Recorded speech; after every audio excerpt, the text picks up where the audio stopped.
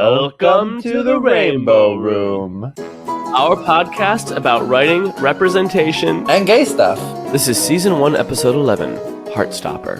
Oh my god. Oh my god. Tell me about it. Twinks! I saw You heard about the twinks! Ladies, silence! Hey everyone, I'm Andrew. I'm Eric.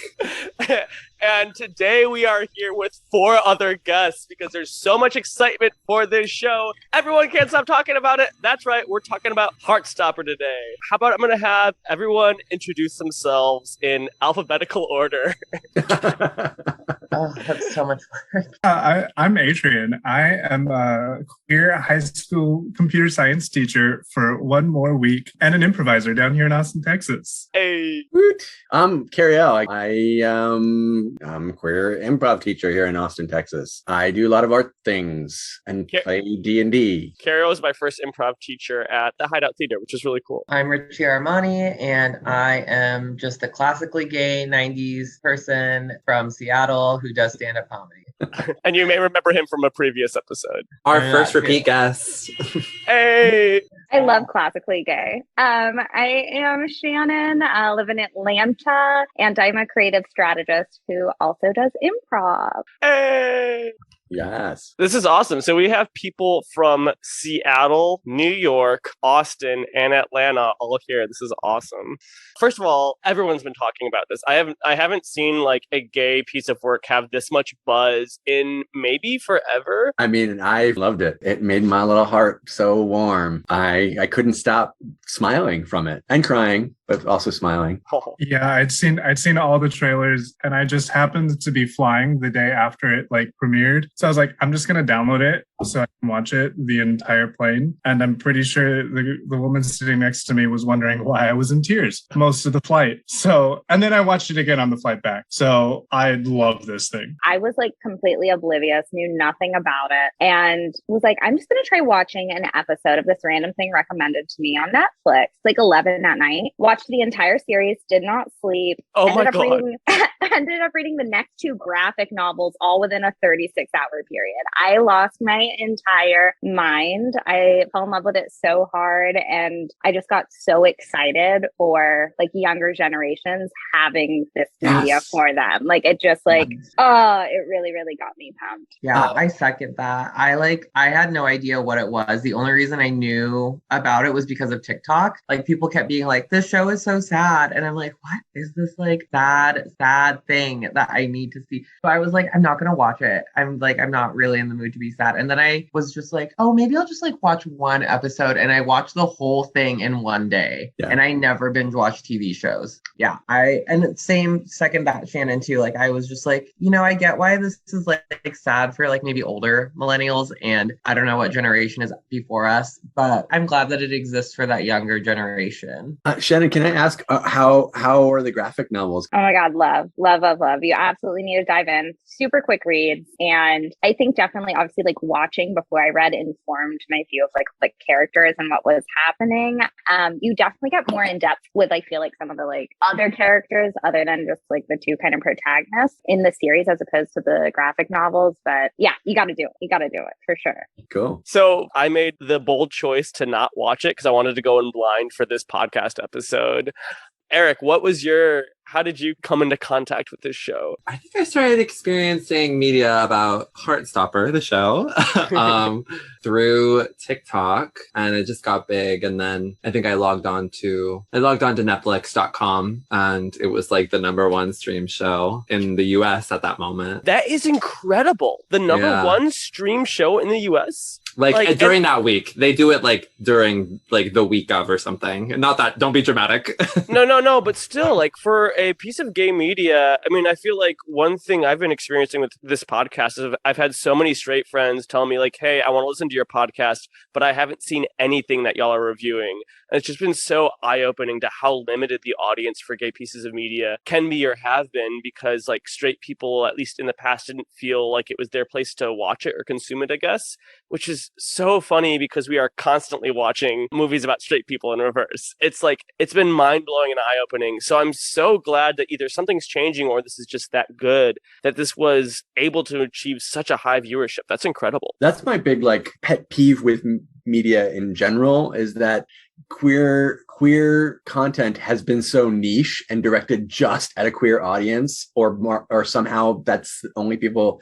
And I really want mainstream media to be even more queer, right? I am so curious as to like what's going to make this so good, because it's funny because this isn't that long after Young Royals came out, and like a lot of people were saying a lot of nice things about Young Royals, but Young Royals did not achieve nearly the amount of buzz this is getting. And like my friends who aren't normally into like big media pieces have been talking about this too, like outside of my circles. It's just like everywhere. I guess it's. I have a theory. I'm excited. Well, I was gonna say, do you think that has anything to do with like when Young Royals came out? Was TikTok what it is today? Ooh. I feel like a little bit, because Young Royals was kind of like last summer. And so I feel like TikTok was huge, but I feel even that just shows the growth of TikTok now, that like even in the past year, TikTok is even a bigger app like than it was a year ago. Because it really started getting big like at the very beginning of the pandemic, and it's grown exponentially. Let's also not forget, Americans hate reading, guys. And you're talking about a show with subtitles versus like a show without them. I do think that legitimately makes a big difference. And also the way everyone who watched it, including, I didn't mention this, but I also, as soon as I started watching it, I did not stop until I was done. It is incredibly consumable. It's very easy to keep going, right? It draws you in and keeps you there. And so I think that's one of the reasons why it's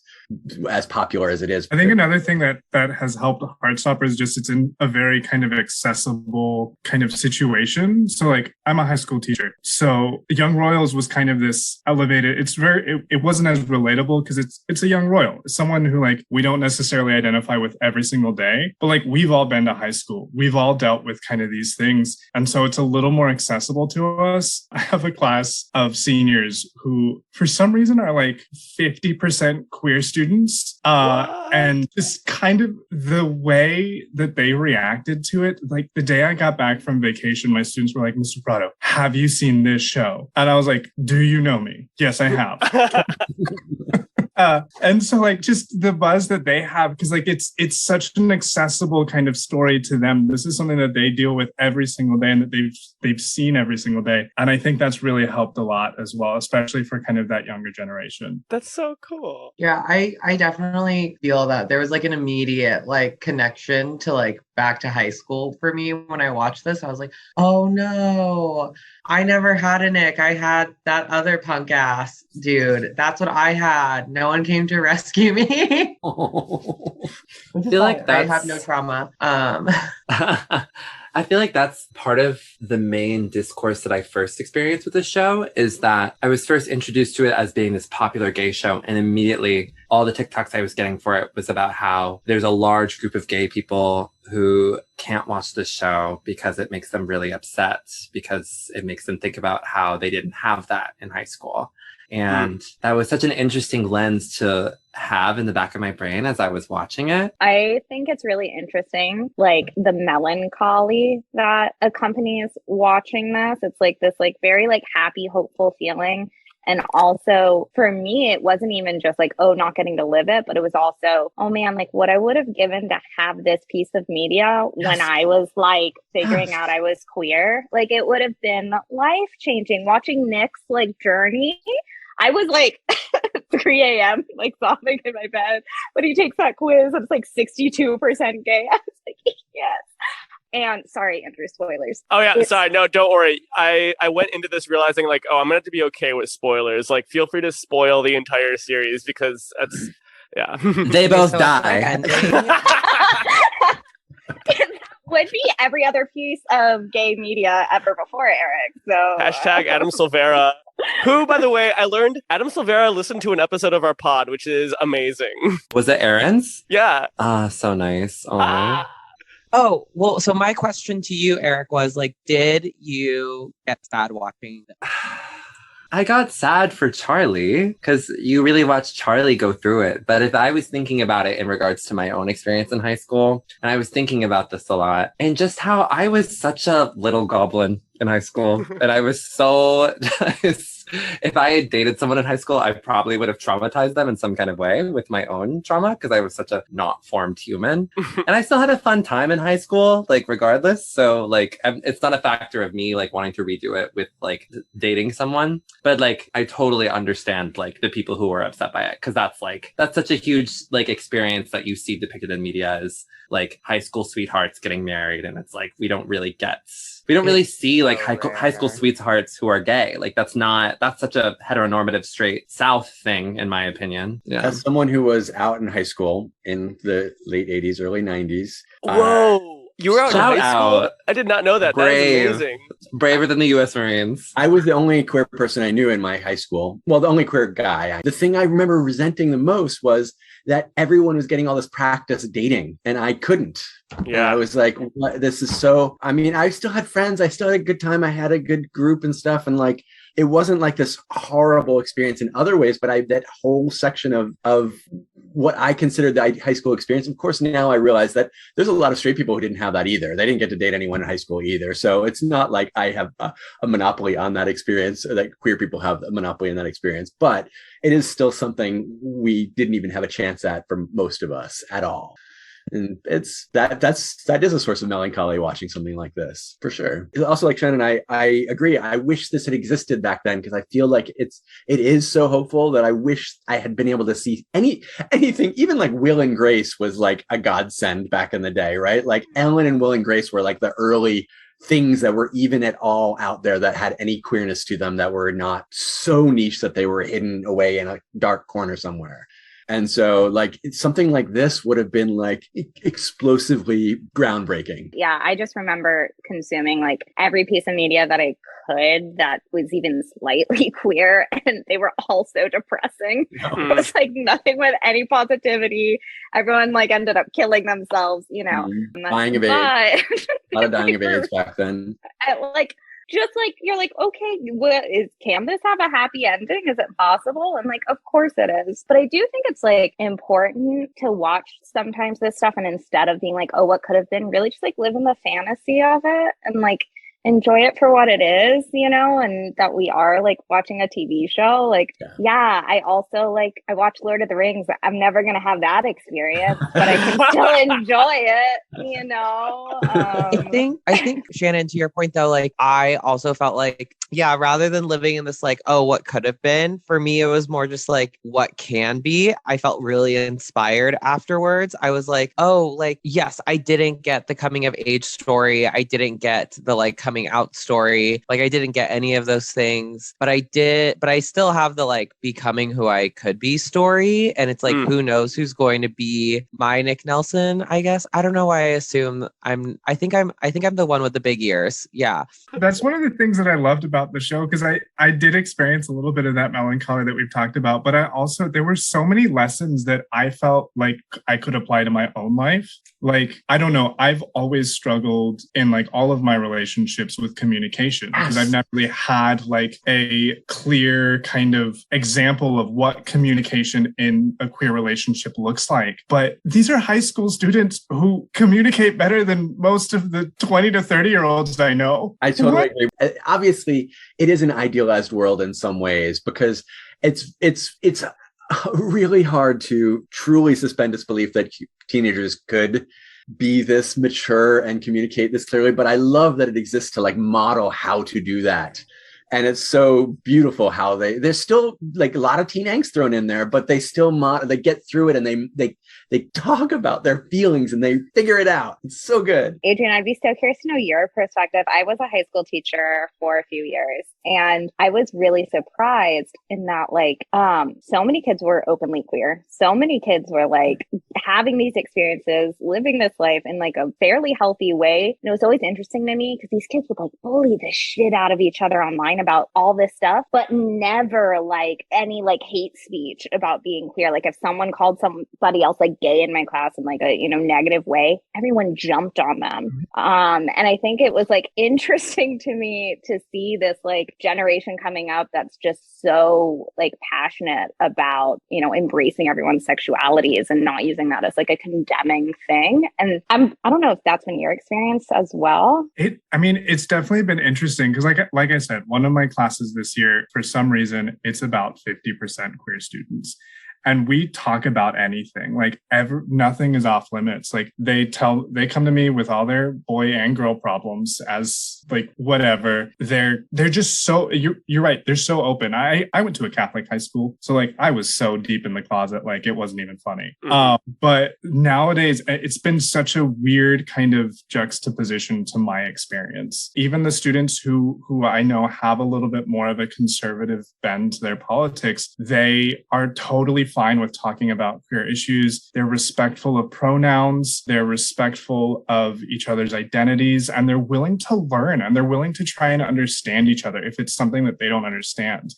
The hardest part for me as a teacher has been seeing the adults in the room, because I do unfortunately have experience with other teachers on campus who refuse to use kind of students' pronouns, who talk about kind of teachers. The teachers are refusing? It is Texas. It's Texas. It's the adults in the room in terms of politics, in terms of everything, that have a problem with this. And the kids these days don't. The kids, even though they grow up with parents who are homophobic, with parents who are transphobic, they're willing to at least try and understand and recognize the humanity in each other. And it's the adults that can't. And so it's this weird, like it frustrates me. And so this is my last year as a teacher. And part of it is kind of that juxtaposition. It's hard to reconcile sometimes. I related to Nick so much. I definitely didn't just like know my sexuality. I went through much more of like a discovery process. And I don't really feel like that's represented all that often. Like I really felt like he was kind of a revolutionary character in that sense of like walking that line, figuring things out. And I also love, like, I felt it was so realistic that he just fell in love with someone. And that's how he discovered he was queer. Like, it was just a really organic way. Yeah, it is very that, Eric. It's very that. It's so just like, it's so sweet. Yeah, it's like, yeah, Eric melted. You sent chills up my spine when you said that. I haven't even seen it yet. I will say Red, White, and Royal Blue does a good job of like showing a character who's like, wait, what's happening? I think if anything though, like if it is shown, that struggle of like discovery is shown, it's never shown in such a good light in the way that it was in this show. It's always like some kind of deep trauma. It's like a hard struggle. There's some kind of toxic masculinity involved. There's some kind of violence involved. And it's like, that's not necessary or 100% of the story, but it always is like, this is your defining arc right now. I really like that was not how this one went. It was very sweet. It was very soft. And there was some fireworks on the hands. Yeah, the space he got to discover that in was so supportive in general. Like, there were some microaggressions and stuff like that. But in general, most of the people in his life were really open to that and cool with it as he figured it out, which was great. I felt like his sister she was really real with him. Yeah. In a very snarky way, but really real. Relatable in her own way too, and how she's protective in her little snide persona. We have not addressed a really important factor, which is Olivia Colman in this series. That's gay. That's gay and camp. I could not, will not, cannot. The queen was in this. Adored. All right, so Richie unfortunately won't be able to join us for our post-episode watch talk. So Richie, is there anything additional that you wanted to say that you haven't had a chance to go off? One thing that I noticed after watching the show is that it was not overly sexualized, which I was really, really happy about. Like, it was nice that this is consumable for all ages and it's like relatable at all ages. I also just like, to me, as much as I hate to say this very much was like fantasy in my opinion, because like nothing is this seamless. This is like a really great place to strive to for young queer people. I think that this is like a great, like, we want to build this world for the next generation, just like millennials millennials who are like, okay, we want to see more gay rights. We now have that in Gen Z, and they can like live their life a little bit more easier than like millennials are. I hope that Gen Z sees this and they're like, I want this for the next generation. But I do want to ask you, Richie, so you're actually in a writer's room right now, which is really cool. This is kind of a whole podcast about like having enough gay people in the writer's room. Do you get a chance to write storylines or make content that is gay related? Is that something you want, or do you feel like you're so dedicated to the mission of Asian American representation right now that can take a back seat? What's kind of your thought there? I was really big on intersectionality in this writer's room. I was like, yeah, like I'm Asian American, but I'm also a gay person. And I think I've struggled more as a gay person than I have as like an Asian American. Whoa. So I wanted that to be, to come across. And then there's this one was like always writing me as like this like very overly gay person. And I'm like, that's not really what I am. So like every character that I wrote out was like a little bit based on like me and like being gay and stuff. Yeah. That's fantastic. What I think is cool is this is actually real life evidence of the value of having a gay man in your writer's room if you're writing gay content. You were able to actually see in real time people writing it, getting it in a way that was either wrong or just like maybe overdone or just not authentic to your experience. And you were able to be like, hey, here's a better way of approaching this that would represent me and my gay experience better. I think that's really cool. Yeah, I definitely am big on that. All right, guys. I can't wait to watch these twinks fall in love. Have so much fun, everyone. I'm sorry that I couldn't be here for the later half. Bye, Thank Richie. you. Bye. At this point, we watched the first episode of Heartstopper. Which, by the way, do you guys know if you Google Heartstopper, all the little like leaves flutter on Google? What? That's amazing. Yeah. Charlie is an openly gay high school student in a secret and rocky relationship with a closeted student, Ben. Their all-boys school announces new homeroom arrangements, and Charlie finds himself sitting next to Nick, an older rugby student. The two have immediate chemistry. Charlie decides to break up with Ben over text after Ben pretends to not know him in the hallway and makes out with a girl. Nick invites Charlie to join the rugby team, so he does and starts practicing with them. Charlie's friend Tao warns Charlie about falling for straight men. Meanwhile, their trans friend Elle is starting her first year at the all-girls school. One day after rugby practice, Ben finds and confronts Charlie. Charlie goes off on Ben, citing all the ways he's been mistreated, and Ben responds by trying to force a kiss on Charlie. Nick, who has come to check on Charlie, saves the day by pulling Ben off Charlie. At home, Charlie agonizes over the perfect way to text Nick thank you, and the episode ends with him finally sending thank you X. And we're back! Woo! So Andrew, we are all waiting to hear your this is your first time watching it. We're all veterans. You're the virgin who just got their Heartstopper cherry popped. How did it feel? I loved it. It was really cool. It moves really fast, which is what I really like. It's like, oh, he's already on the rugby team. He's already practicing. I really loved it. Already made me cry, which it's like it's a pretty short episode. With credits, it's a half an hour, 27 minutes or something. Yeah, it went by like that. There's some really satisfying moments, like seeing him finally go off on this guy he's broken up with and just like boom, boom, boom, saying all the things that you want. You're right. It's like, oh, it's so satisfying because we so often don't communicate that well in our lives because we're afraid to like see someone do that and being like, these are all the things that I'm upset about. I have boundaries and you've crossed them. Like, that's why that's so satisfying to see. And he was so kind he was like very firm and real, but he wasn't mean or spiteful about it. He was like, this is why this sucked for me. Yeah. And it was so clear. I was like, ugh. And it's all the things I wish I could say to some people. Totally. So, and I'm just like, I couldn't. Yeah. I just can't believe he's like able to thought that though at 15 years old. Because I have definitely been with people that you feel they somehow guilt you for being upset with them, even though they're the toxic one. And like the whole closeted thing is a whole level, right? And the fact that he was able to be like at 15, actually see what was happening and not be like fooled by this guy is pretty amazing. Can we talk about the unique struggle of being into someone or having relationship struggles with someone who's in the closet? Because this is something we haven't discussed on the pod before, and I haven't really talked about it much, but it's like when you have a crush on someone and you can't tell anyone because you'd be violating their big secret and you're one of the only people that knows they're gay, that is so hard. Two of my biggest crushes were on guys who, like, whether they were being nice to me or not, I just couldn't talk about it to anyone who knew them. Well, strap in, baby, because there's more to come. Spoilers. How was it for y'all? Well, some of you have already watched the series a couple times, but for those who this was their second time watching the first episode after having watched the entire series, how was that? Was it like, I forgot it was like I was that? crying right from the beginning, pretty much. I just cried the whole time, and especially the parts where I was really supposed to cry, I definitely cried. And I just, there's just so many. It's just so satisfying and so wish fulfilling when Nick comes and is a fucking hero. It's so magical, and you're just like swoon. That's what I cried when he saved him. That's what I cried.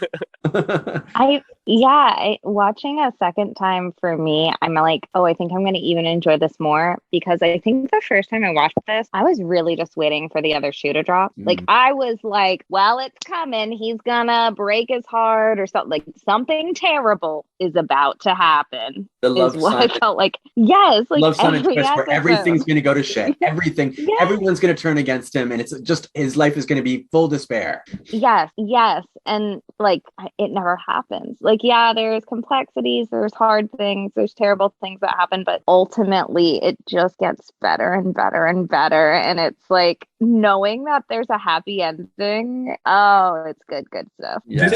This might be jumping ahead, but that was one of my favorite things about the series. And Andrew kind of pointed out a little bit about how it moves quickly. But what I loved is I've seen so many of these shows or movies that the whole plot is just we're dealing with this. He's in the closet, but he doesn't want to come out of the closet. When's he going to come out of the closet? And they just drag it out for so long.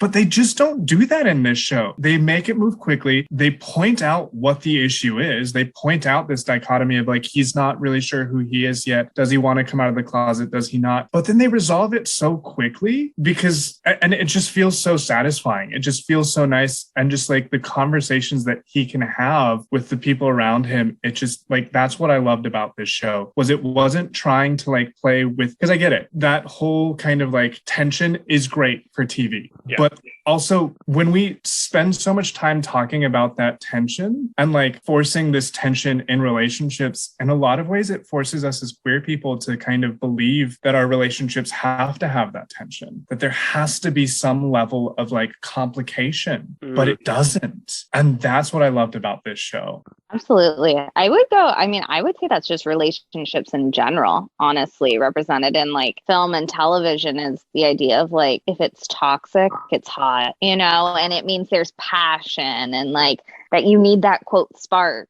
And this is a great example of no, that spark can be from that super nice guy you say hi to in your class. It doesn't have to be this horrible thing. Especially in teen things. This is why before starting the show, I had my qualms with it, just because the young adult genre is so much, the concept of it is dumbing something down just so the younger generation, younger audience can understand it. Yeah. And so with this show, I was oh, they're going to dumb down things, and it's going to create such this disparity between the good side and the bad side, and it's going to be so simple and there's going to be no nuance. But I felt they still were able to make things simple and easy for us to follow by doing a quick, making it really fast paced and easy to follow. But they still explored so much nuance in every single relationship, not even in gay representation, we also get trans representation and so many other I was so many other realms. That. I had no idea that there was such a strong trans representation in this show. That was really cool. Oh, and there's also lesbians. There's we haven't even met the lesbians. We haven't even there's so much that this would have to be a 20-part series to really talk about all the wonderful representation. Yeah, the lesbians, they're great. They're great fucking characters. I really love them. One thing I think is interesting is I've already made a couple parallels of this to Red, White, and Royal Blue, where we talk about how this show might suffer from a little bit of wish fulfillment. Maybe suffer isn't the right word, because I think we actually really dig that. But in terms of rating its authenticity, it's it's clearly more on the side of wouldn't it be cool if life was like this? It's definitely a purified, idealized situation. No one is as pure as Charlie and Nick are. They are just pure little angels, and that is great. I love that about them. But are they real? Not really. Well, and sometimes that can feel minimizing of the gay experience when like you've experienced the real thing and you're seeing something painted as rosy, but somehow we're not feeling that. It sounds like we're more on so either there's enough elements of it that are real or do speak to the actual struggle. I feel like the emotional beats are so good and real and true that it outweighs the fact that they've kind of created heightened characters. Yeah, and I think we also appreciate it airing on the side of too positive because of all the barrier gay tropes that we've seen. As things continue, there is like very serious subject matter dealt with. And I really think it's just like looking at things with rose-colored glasses. Like, I don't necessarily think you can say that this is like impossible and this isn't reality. I think it's just if you're looking at that glass all the way full, bad things do happen. Like, inarguably in this series, it's just we don't dwell on them or celebrate them the way we are the like happy things that are happening. And I actually think in a lot of ways it's a healthy way to look at life. I love that. So another parallel with Red, White, and Royal Blue is that this was written by someone who is not a gay man, Alice Oseman. And it's actually a cool story. It sounds like she started with a webcomic, it got a cult following, and then she made a graphic novel because of that. And then that was doing so well that she was approached to then write this. And then the director, I think his name is pronounced Euros Lynn. He is married to Craig Hughes, who I wasn't able to find a photo of Craig Hughes, but assuming Craig is a man, Euros is queer, which is awesome. He's also really like renowned and successful. He also has directed Doctor Who, Sherlock, Black Mirror, and Daredevil. Like, what a freaking resume this guy has. So definitely gay people very involved in the making of this, which is cool. And then cast is really interesting. The writer Oseman wanted actual young people. Yeah, they did an that's open. one of the other things I love about it. Yeah, Unlike right. every CW show, it's not 30-year-olds playing teenagers. It's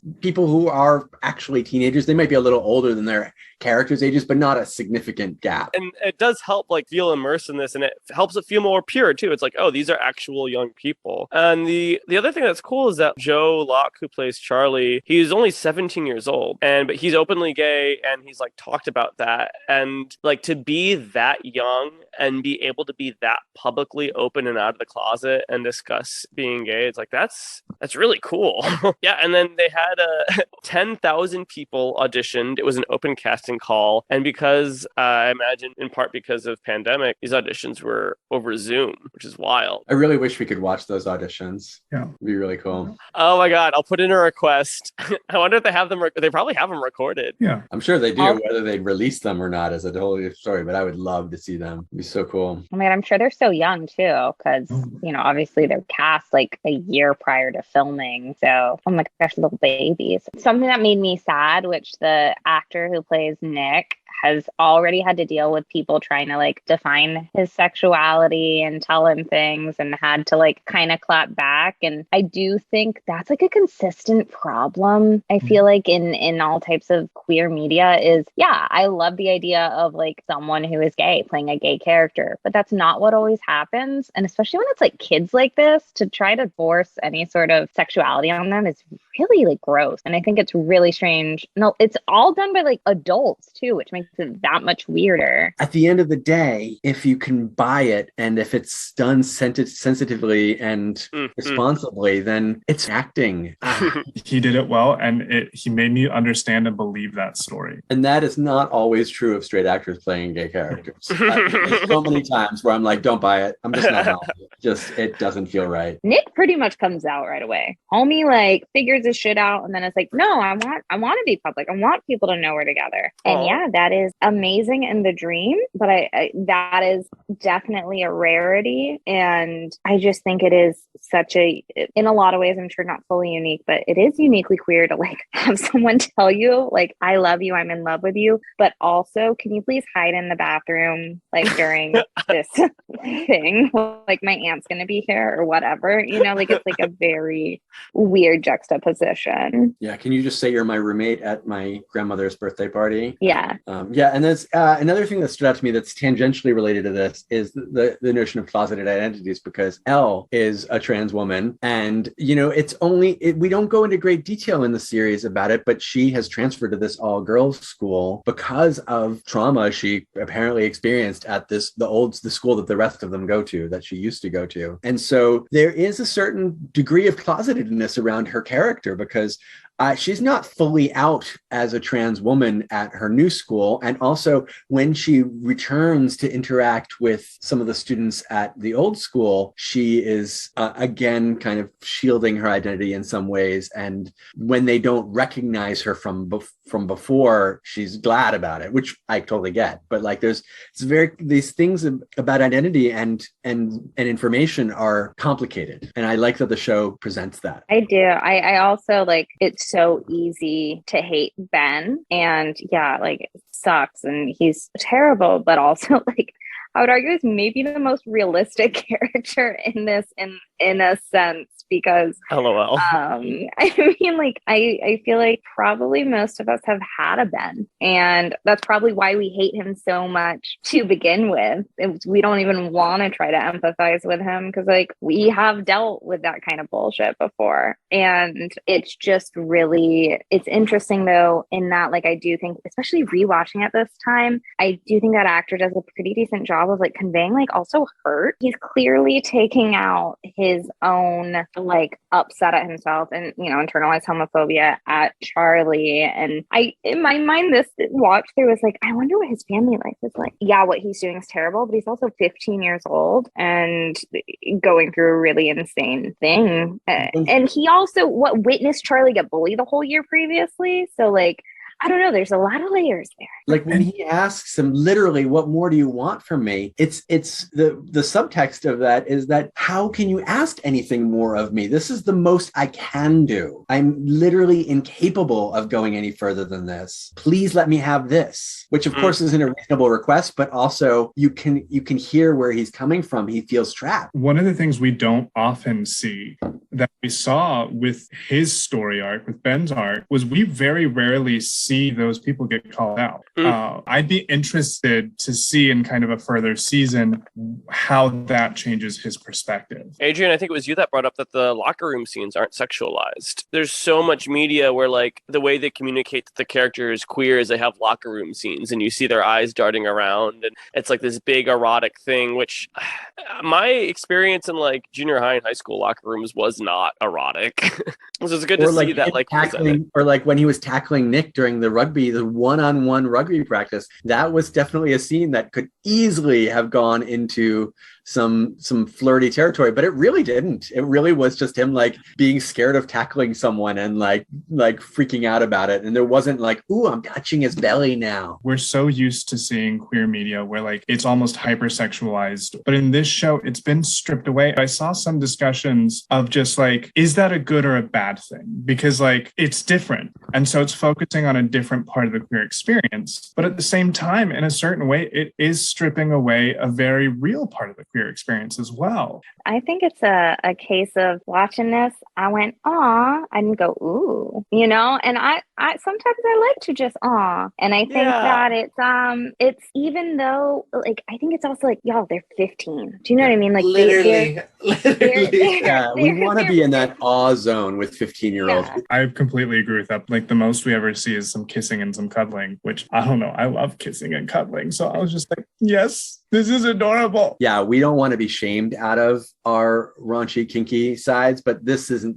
I think this was an appropriate place to leave that elsewhere. The first time that Nick and Charlie sit next to each other in first form, there's just like this really cinematic lineup that squares them. It points out that it's going to be like a very poignant moment, and it's really beautiful. It makes it really cute. So I really liked a lot of the choices they made. The animations and the set design sometimes give it almost like a fairy tale feel, which I think is kind of appropriate. The tiny little animations, the fact that like there's all these beautiful bright block colors everywhere, and then the art room's a swirl of color, like just all these little details I think are so sweet. It really should have been called Heartwarmer, not Heartstopper. Oh, yeah, why is it a euphemism for death? The title. Blue and yellow, like it's there the whole time to represent their relationship. I think Nick is blue and Charlie's yellow. Oh my god, we haven't even talked about the rainbows throughout this. Oh my god, there's so many light rainbows. Like, I mean, it's extremely, speaking of overtly gay, it is just so like Okay. bangs you over the head with it, but I'm here for it.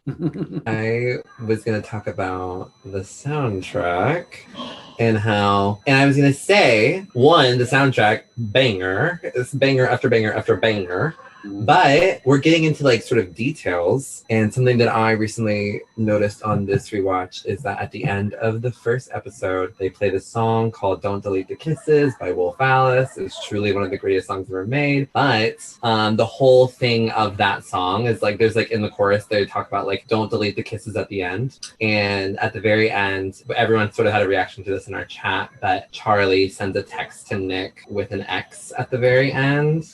And I never picked up on that. All leading up to it, he was like deciding like, oh, what should I say? What should I say? So like that whole song, like "Don't Delete the Kisses" at the end, had such another layer of detail to that scene. So now I'm like, I gotta rewatch this and analyze every song they play and see like why they chose this. You can't see it, listeners, but we all just had a physical shocked reaction. We were all just like backed up in our chairs, like, what? And that sent chills down my spine. Because there's a whole section of him thinking of text, deleting text, thinking of text. And that is the text he decided on with a little X. And he didn't delete the kiss. So it was so apropos. Because most of our listeners have probably watched the entire season, what are some like key moments or something that really resonates with you just like full season? Yeah. I've been waiting for this because I've got one. And it's one of my favorite scenes in the whole series.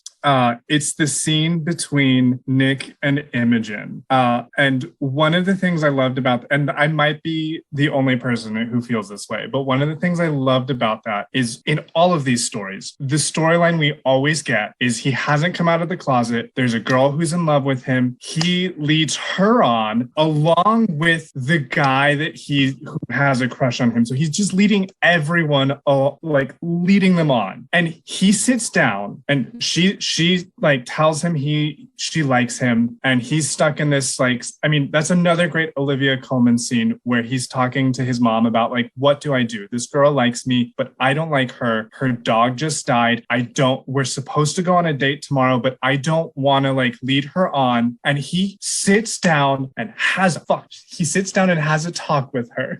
He sits down and just talks with her, and he doesn't even come out to her. He just has the decency to be like, look, I know you like me. I think you're great, but this just isn't going to happen. And like that conversation could have avoided so much trauma in so many queer movies up to this point. And like, it's a short scene. It's like 5-10 minutes tops, but I love that scene so much. That the scene between like Nick and his mother, if I'm remembering correctly, like them grabbing hands and like the like level of like them crying was not in the script, but she was like so moved by his performance, and it became like such an insane moment. And it is like one of the most, oh my God, I could watch that scene on repeat. And it's wild because I was reading something about like the actor who plays Nick said that's what he was nervous for, right? Is like, I mean, like Olivia, everyone else, all these young kids getting together to like, they're mostly just up and coming, but that's like one of the great, right? And to think about filming a scene and she was so impressed with him, and that level of acting is just so stunning. And you just mentioning that scene, my eyes started watering. Like, it's such a great scene. Like, I just got all like, it's why I've watched that last episode so many times. Want to talk about like wish fulfillment too, and like fantasy and stuff. It's like, it's literally like when now I'm gonna get emotional, but it's like what you think about like the dream of like coming out to a parent would be, where she's like supportive but not in a weird way, not in it like, it's just it's so good. It's so good. There's one scene when Nick's leaving Charlie's house and like hugs him all of a sudden in the hallway, and oh my God, it's everything. The drum scene, like just like basically, all right, any Nick and Charlie moment, all right, when it's just the two of them, I die. And I really want to say they had like an intimacy consultant for this, and that whoever that was, give them so much, like a raise upon a raise upon a raise. I mean, I read an interview where they were like, yeah, we're best friends now. That's my best mate. Like, they're just best friends. I think that they really did connect on a real level. Even if they're not romantically involved, they are intimately connected. It just felt like that was the whole cast. Like, I saw a TikTok the other day that was Charlie and Ben, like the actors playing them, just like goofing off and being ridiculous. And it was the most adorable thing in the world. That chemistry just across the cast was amazing. Let's go into final thoughts. I just absolutely loved this. Everything about it. Just, I think for me, the biggest thing that I took away was the way it uses teenagers in a way that still like affects me as a queer man. Like the way that the way they interact with each other, the way they interact with the world, even though I'm no longer in that position, I can still take away some lessons from the things that they do and the things that they say. So I think for me, I love it because it has lessons that apply to queer people of all ages. And I just think it's an amazing show, and I'm so glad it exists. Aw, I really like it. Thank you guys so much for showing me this show. I'm mostly just jazzed to have something that's doing so well. The fact that it's been able to get so much viewership as a queer movie makes me really excited. And I like that it's fun. I like that it's fast paced. And I like that it has like a really strong team behind it. I mean, I don't know if you didn't mention this, but it's got 100% rating on Rotten Tomatoes, 98% audience score. It doesn't really get better than that. That's incredible. Very well received. For me, I felt like this actually like healed some trauma. For me, like wow, I felt like it really healed like little cracks in my heart at times, and I am really, really grateful and glad this exists. For all the little Carrie-Ells out there that are just figuring themselves out. Like, I wish that for myself. Like, I wish we could take this and throw it back in 1986 and let it be then. But that's not possible, but I'm glad it exists now, at least, because I feel like it does model so many great things in so many ways that are just really heartwarming and pure and delightful and magical. Heartwarming, tender, slay.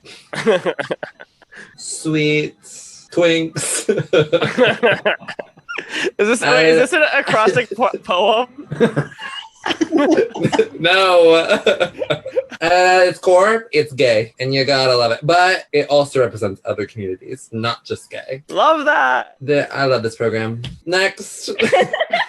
This show it's hot chocolate on a cold day, all right?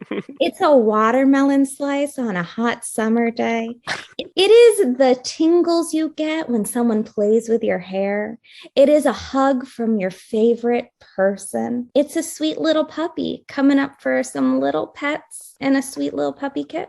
It's just so, it is warmth. And it is something that I think you can sit and analyze, but you also don't have to. You can just consume it and enjoy it. And I think we need a lot more of this. I can't recommend it enough. I think if you are queer, you will love this. I think if you are straight, you will love this. I think if you're a tiny little mouse living in your little tiny mouse house, you will love this.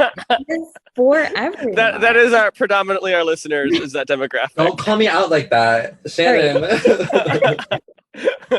But I want that. I agree with Shannon. I think there needs to be more optimistic, positive queer media out there. Like there's, for me, like one of my favorite authors is Becky Chambers. She writes really optimistic queer sci-fi. And her books are like hugs. Shannon, Adrian, Cariel, thank you so much for being here. Do you guys have anything you want to promote? I'm assistant directing a show called American Brass at the Hideout Theater for every Saturday from now through June. It's an improvised form of the TV show Succession. Rich people doing stupid stuff. I'm just going to say, take improv classes, y'all. It's so fun. It's so fun. If you're scared of it, just do it anyway. It'll be less scary and you'll have so much fun. You'll make friends and you'll have a great time. I'm not going to promote anything because I used my full legal name here and I love my job. So I'm going to keep my social medias very separate. But I do just want to say, on maybe a more serious note, there's so much happening right now. And if you are listening to this, please get involved politically this summer. Please stand up for women. Please stand up for people of color and like make change, stand up for equity and safety and just existence as a whole. Everyone should feel safe to exist. And I truly believe we can create an America and a world that is safe for all. So we just have to really work for it. It's amazing. Yeah, thank you so much. And thank you to our listeners for this review of Heartstopper. Swing! Heartstopper! Good night, everyone. Charlie.